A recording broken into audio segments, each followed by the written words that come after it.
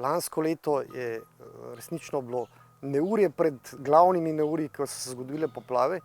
In veter ponavadi piha vedno iz druge strani hiše kot takrat.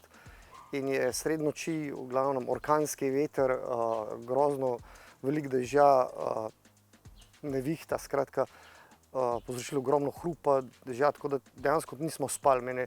Me je sin zbudil in je rekel, dajva pogledati, in sva pogledala, kako dež šiba pod kotom, veter nese. Potem sva šla še na drugo stran hiše in potem vidva, da se trampolin, ki je sicer zelo težek, prevrnil in ga je ta konstrukcija, tej trti, nekako zadržala, bog ve, če ga ne bi pol v hišo odnesli. In potem, ko sva šla na drugo stran spet gledati, sva ugotovila, oziroma sem ugotovil, da iz strehe kaplja. In to sva najprej pripisala, oziroma sem pripisal sam pri sebi, da verjetno, ker veter tako močno piha, da je dež nesel pod kotom, pod strešniki.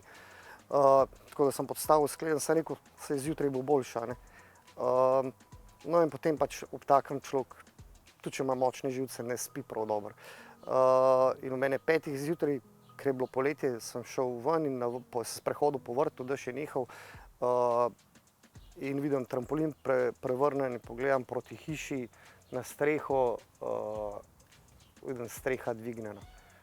Meni je ratalo kar malo slabo ob tem in ja, potem pogledam vremensko napoved, kakšno bom, vidim ob 2 bo padalo. Sem rekel, ojoj, sem dobil nekaj sivih las takoj in potem kaj bom naredil. In potem seveda ljudje so, žena, otrok sta mogla vstati. Jaz grem na streho, pogledam to katastrofo, dvignjeno streho, strešnike. Ugotovim, da sem še neke stare strešne kritine gor in začnem kliti, ne vem, 5 zjutraj, koga boš klical. Ljudje spijo, ne vem, inštitucije ne delajo. Skratka, potem pa tudi sosed vstal in pravi, daj pokliči zavarovalnico. Sem rekel, zavarovalnico, pa saj imaš hišo zavarovano. Vse res imam. Potem sem poklical asistenco in so rekli, da bojo prišli v najkrajšem možnem času, so rekli okrog 12. No, dež je bil pa za ob 2 napovedan, še močnejši. Tako da sem sam pa svak sva začela odpravljati pa reševati, kar reševati se da streho. In potem so iz asistence prišli in so tam nekje okrog 12 pa dokončali zadevo, do pol 2 dokončali zadevo, tako da pol ure zatem, ko so prišli, se je še ves preostali dež zlil in če bi bila tam luknja, bi verjetno imeli še danes bazen v kleti.